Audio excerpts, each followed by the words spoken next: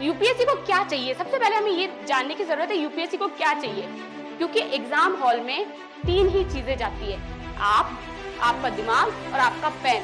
वो बहानों की चादर ओढ़ना बंद करें और प्रीलिम्स निकालें, कैसे भी करके प्रीलिम्स निकालें। जैसे विकास सर क्लास में कहते थे, कोई भी टॉपिक को ऐसे पढ़ो कि उसको बंजर कर दो।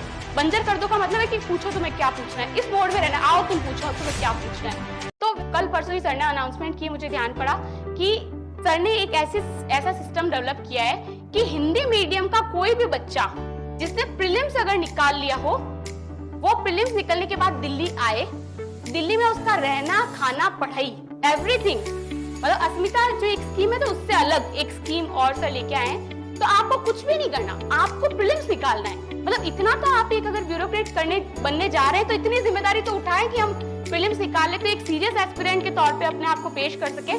तो प्रीलिम्स निकालो, दिल्ली आओ। फिर मैं जैसे ये कहती हूँ मेंस मेंटरशिप, मुझे कोई पूछता है मेंस मेंटरशिप का क्या रोल है, तो मैं ये कहती हूँ मेंस मेंटरशिप का रोल ये है कि एस्पिरेंट का प्रीलिम्स निकले, मेंस निकलेगा या नहीं निकलेगा, ये एस्पिरेंट का हेडेक, ये मेंस मेंटरशिप वालों का हेडेक है। तो वो आप पे इतना काम करेंगे वहां पे कि आपका मेंस जो है, अगर आप एक्चुअली वहां पे फॉलो करते हैं तो वो निकलेगा। वो कैसे निकलेगा, क्या प्रोसेस रहता है, वो मैं थोड़ा सा आपको यहाँ समझाती हूँ कि मेंस मेंटरशिप का एक शेड्यूल मिलता है आपको, उस शेड्यूल के अकॉर्डिंग टेस्ट होते हैं, उसमें प्रॉपर सब्जेक्ट वाइज टेस्ट होते हैं। तो 2 तरीके से टेस्ट चलते हैं वहां पे, एक तो डेली प्रैक्टिस आंसर होते हैं, क्वेश्चन आंसर फॉर्मेट में आपको मिलते हैं 20-20 क्वेश्चन। तो वो 20-20 क्वेश्चन मिलेंगे, तो लगभग आप जब पूरा मींस कंप्लीट होने को आएगा तो 900,000 क्वेश्चन जो है आपको क्वेश्चन आंसर फॉर्मेट में वहां मिलेंगे। तो वो हो गया। उसके बाद में दूसरा आपकी टेस्ट सीरीज चलेगी। तो टेस्ट सीरीज में एक तो पहले 3-3 घंटे वाली चलेगी इनिशियली, कि 3-3 घंटे सब्जेक्ट वाइज टेस्ट लिखने हैं, फिर फुल टेस्ट होंगे, फिर पेपर वाइज टेस्ट होंगे, और एग्जाम से ठीक 15-20 दिन पहले आपके बकायदा जैसे मेंस होना है फाइनल मेंस, वैसे आपको पूरा मॉक मेंस होगा। ऐसे का पेपर हुआ, फिर सुबह शाम पेपर 1 दिया, पेपर 2 दिया। ये प्रोसेस इतना जटिल होता है ना कि आपके हाथ सूझ जाते हैं अगर आपने पहले आंसर राइटिंग नहीं की होती है तो मॉक मेंस में अगर आप ये सब चीजें फेस कर लेंगे। मुझे याद है कि मैंने आंसर राइटिंग नहीं की थी ज्यादा, तो मैं जब मेंस दे के आती थी फाइनल मेंस, तो मेरा हाथ पूरा सूज जाता था। वो इस स्थिति में भी नहीं होता था कि अगले दिन का पेपर लिखा जाएगा क्या, तो मैंने सारे मेंस गोलियां खा के लिखे हैं कि कैसे भी करके ये 10 दिन निकले तो मेंस लिखा जाए। तो ये गलतियां ना करें, पहले से आंसर राइटिंग की इतनी प्रैक्टिस करें कि आपका हाथ यूजुअल हो जाए। वहां आपको ना इतना टाइम नहीं मिलता है कि हम जो यहाँ पे करते हैं फाउंडेशन में, कि क्या बॉडी हो, क्या कंक्लूजन हो, क्या इंट्रोडक्शन हो, तो वहां पे इतना टाइम नहीं होता है। वहां पे आप क्वेश्चन पढ़ते हो और लिखना शुरू करते हो। तो जो आपके पेन की पहले से आदत है, आपको पता है एक बार बचपन में हम साइकिल चलाना सीखते हैं तो उसको दोबारा सीखने की जरूरत नहीं पड़ती है। क्यों? क्योंकि हमारे ब्रेन में कहीं ना कहीं वो सिस्टम की सेटिंग हो गई है। तो जो आपका पेन जो है मॉक में लिखेगा, वो आपके पेन की सेटिंग हो जाएगी वहां पे। वो आप भूल जाओगे चीजें, बट आपका पेन नहीं भूलेगा कि वहां पे आपको क्या लिखना है, क्योंकि एग्जाम हॉल में 3 ही चीजें जाती है, आप, आपका दिमाग और आपका पेन।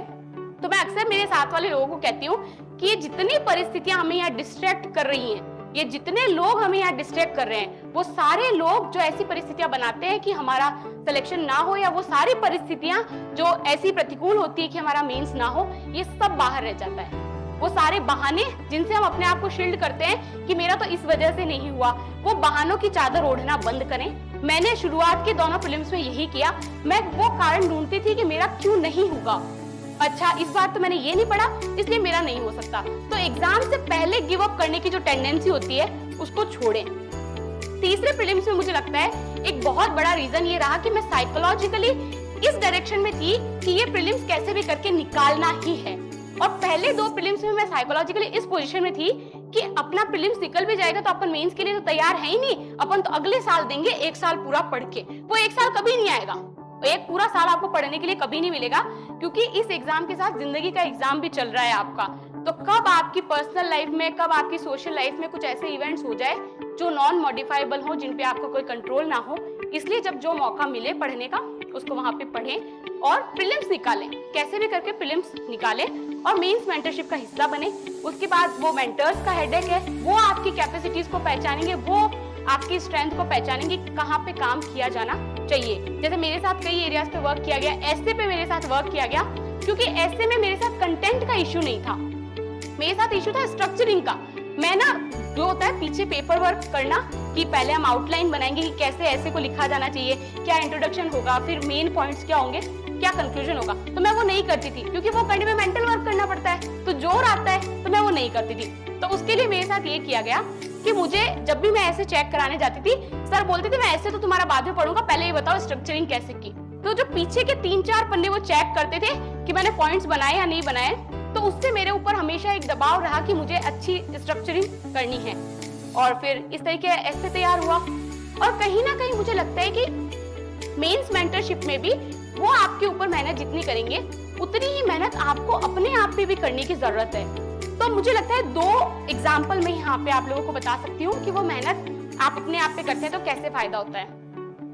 एक तो सबसे पहले जैसे मेंस मेंटरशिप के जो हमें क्वेश्चन आंसर मिलते थे, उसमें एक था जेम्स वेब टेलीस्कोप का क्वेश्चन था। तो वो जेम्स वेब टेलीस्कोप क्या होता है, इसका क्या इंपॉर्टेंस है, ये सब उस क्वेश्चन में था।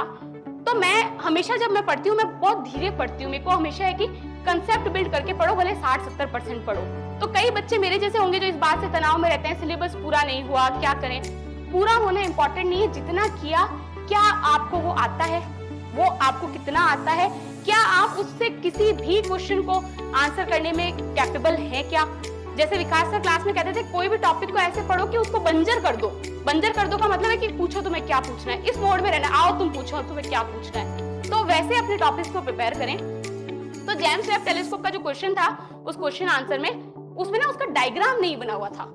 तो मुझे लगा कि अरे ये तो डायग्राम ही नहीं है उसका। तो मैं तुरंत गूगल किया, मुझे याद है मैंने उसके पेपर के ऊपर ही जो है ड्रॉ कर दिया था कि ये जेम्स वेब टेलीस्कोप है, प्राइमरी कैमरा यहाँ है, सैटेलाइट का रडार यहाँ पे है, ऐसे ऐसे सब कुछ लिख के। फाइनल हमारे मेंस में जेम्स वेब टेलीस्कोप का ही क्वेश्चन आया, लेकिन क्वेश्चन का जो कंटेंट था, जो डिमांड थी, वो उस क्वेश्चन से डिफरेंट थी जो उसमें थी। क्वेश्चन जेम्स वेब टेलीस्कोप का ही था, पर अलग तरीके से पूछा गया था। अब कंटेंट तो वहां याद नहीं आया, पर वो डायग्राम जरूर याद आया कि वो जो डायग्राम हमने बनाया है। तो मैं ये कहूंगी कि मेंटरशिप के साथ अपने आप पे भी मेहनत करें। यूपीएससी को क्या चाहिए, सबसे पहले हमें ये जानने की जरूरत है यूपीएससी को क्या चाहिए।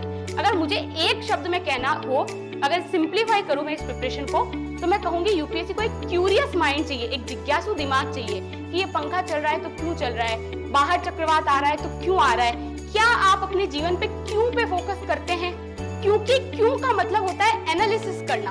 एनालिसिस का मतलब होता है जितनी भी घटनाएं हो रही है, क्या आप उसका पॉजिटिव और नेगेटिव ये देखने को तैयार हो, क्या आप अपना दिमाग चलाने, क्योंकि अल्टीमेटली आपको ब्यूरोक्रेसी में जाके भी यही करना है। आपके पास 2 पक्ष होंगे, उसका आपको एनालिसिस करना है, कौन सा बेटर है, कौन सा नहीं बेटर है, और उनके बेसिस पे क्या डिसीजन लिया जाए। तो अपने आप में एनालिसिस की कैपेबिलिटी डेवलप करें, और वो एनालिसिस की कैपेबिलिटी कैसे डेवलप होगी, धीरे धीरे डेवलप होगी।